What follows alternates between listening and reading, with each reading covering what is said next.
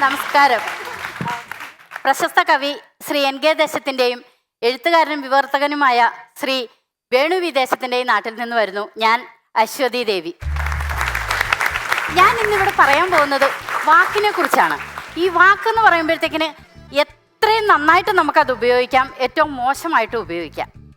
ഇപ്പോൾ ഒരാളെ കാണുമ്പോഴത്തേക്കും നമ്മൾ ആദ്യമായിട്ട് എന്തൊക്കെയാ സുഖമായിരിക്കുന്നോ എന്ന് ചോദിച്ചാൽ പറയുന്ന ആൾക്കും കേൾക്കുന്ന നമുക്കും ഒരു സുഖം ഉണ്ടാവും.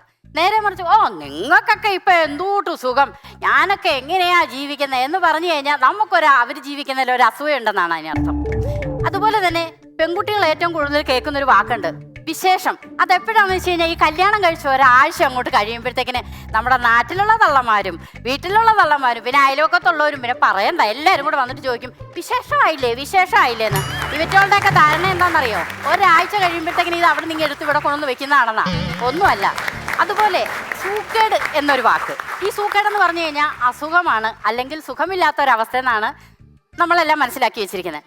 ഇത് നമ്മൾ ചോദിക്കുന്നത് എങ്ങനെയാണെന്ന് വെച്ച് കഴിഞ്ഞാൽ ഇപ്പം ഞാൻ പറയാണ്, സോഫി ചേച്ചിയേ വനജ ചേച്ചിക്ക് സൂക്കേടാണല്ലേ എന്ന് ചോദിച്ചാൽ വനജ ചേച്ചിക്ക് എന്തോ വലിയ അസുഖം ഉണ്ടെന്നാണ്. ഇത് ഞാൻ സോഫി ചേച്ചിയെ വനജ ചേച്ചിക്ക് എന്തിൻ്റെ സൂക്കേടാ എന്ന് ചോദിച്ചു കഴിഞ്ഞാൽ വനജ ചേച്ചി വന്ന് എൻ്റെ വീട്ടുകാരുടെയും കുടുംബക്കാരുടെ എല്ലാ സൂക്കേടും മാറ്റി പിറ്റേ ദിവസം എന്നെ വേണമെങ്കിൽ പടവുമാണ്. ഇതേപോലെ തന്നെ എൻ്റെ ഭർത്താവ് എന്നോട് ചോദിക്കുന്ന ഒരു കാര്യമുണ്ട്, നിനക്കിവിടെ എന്തൂട്ടാ ജോലിന്ന്. അത് സ്വാഭാവികമായിട്ട് എല്ലാ ഭർത്താക്കന്മാരും ചോദിക്കുന്ന ഞാൻ പറയാറുണ്ട്. അപ്പം നിങ്ങൾ ഒരു ദിവസം ഫുള്ളായിട്ട് ഇവിടെ ഇരിക്കുക, ഞാൻ 4 മണിക്ക് എണീക്കുന്നതാണ്.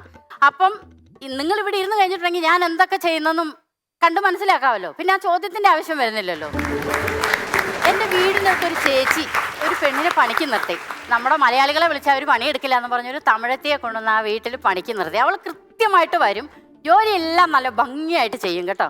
ഒരു ദിവസം ഇവള് വരാൻ ഒരു 5-10 മിനിറ്റ് വൈകി. ചേച്ചി ഉമ്മർത്ത് പോയി അക്ഷമയായിട്ട് ഇങ്ങനെ ഇരുന്നു.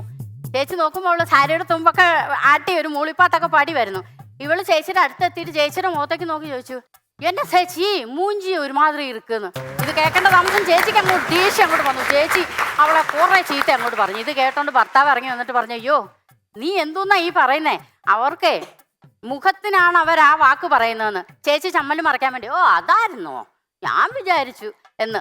ഇത് കഴിഞ്ഞ് ചേച്ചി ഇവളങ്ങോട്ട് പോകാൻ തുടങ്ങിയപ്പോഴത്തേക്കിന് ഇവള് ചേച്ചിയോട് പറഞ്ഞു, ചേച്ചി എനക്ക് കാച്ചിൽ. ഇത് കേട്ടത് ചേച്ചി പറഞ്ഞു, ഇങ്ങോട്ട് വന്ന് കയറിയില്ല. അതിനോടന്നെ കാച്ചില്, ചേമ്പ്, ചേന, കാച്ചിലൊന്നും ഇവിടെ ഇല്ല. അവിടെ ഒരു കഷ്ണം ചേന ഇരിപ്പുണ്ട്, പണിയെല്ലാം കഴിഞ്ഞ് പോകുമ്പോൾ എടുത്തോണ്ട് പൊക്കാളാൻ. അപ്പോഴും ചേട്ടൻ ഓടി വന്ന് പറഞ്ഞു, എടി കാച്ചിലെന്ന് പറഞ്ഞാൽ അവരുടെ നാട്ടിൽ പനി എന്നാണെന്ന് അർത്ഥമൊന്നും. ഇങ്ങനെയൊക്കെ വാക്കിന് അർത്ഥങ്ങളുണ്ടാവുമോ? ഇവളങ്ങ് തിരിഞ്ഞു പോയടനെ ചേച്ചിയോട് പറഞ്ഞു, ചേച്ചി തല വലിയുന്നു. മുമ്പ് പറഞ്ഞ ആ 2 വാക്കുകളും കൊണ്ട് ചേച്ചിക്ക് ഭയങ്കര ദേഷ്യം പിടിച്ചിരിക്കായിരുന്നു. ചേച്ചി അവിടെ മുട്ടിക്കുത്തിന് അങ്ങോട്ട് പിടിച്ച് വലിച്ചങ്ങ് ഒലയ്ക്കാൻ തുടങ്ങി. ഇവൾ അപ്പോഴേക്ക് അങ്ങ് നിലവിളിക്കാൻ തുടങ്ങി. അയ്യോ എൻ്റെ മുടി എന്നാണ് അവള് പറഞ്ഞത്. ചേച്ചി വിചാരിച്ചു ചേച്ചിയെ തെറി വിളിക്കുകയാണെന്ന്. അപ്പോഴും ചേച്ചി ചെന്ന് വിട്ടിട്ട് നല്ല മാസം ഉണ്ട്. അപ്പോഴേ ചേട്ടൻ വന്ന് പിടിപ്പിച്ചിട്ട് പറഞ്ഞു, എടി മണ്ടശി രോമിണി, അവരുടെ നാട്ടിൽ മുടിക്ക് ആ വാക്കാണ് പറയുന്നതെന്ന്. നോക്കണം നിങ്ങൾ, വാക്കുകൾ അറിയാൻ പാടില്ലെങ്കിലേ നമ്മളത് ഉപയോഗിക്കുമ്പം വരുന്ന ആ ഒരു ബുദ്ധിമുട്ടും കാര്യങ്ങളും ഒക്കെ നമ്മൾ ശരിക്കും അറിഞ്ഞിട്ട് വേണം പറയാൻ. ഇത്രയും നേരം എൻ്റെ ഈ വാക്കുകളെല്ലാം കേട്ടോണ്ട് നിങ്ങളോട് എനിക്ക് നല്ല വാക്കേ പറയാനുള്ളൂ. അപ്പം ഞാൻ അങ്ങോട്ട് വാക്ക്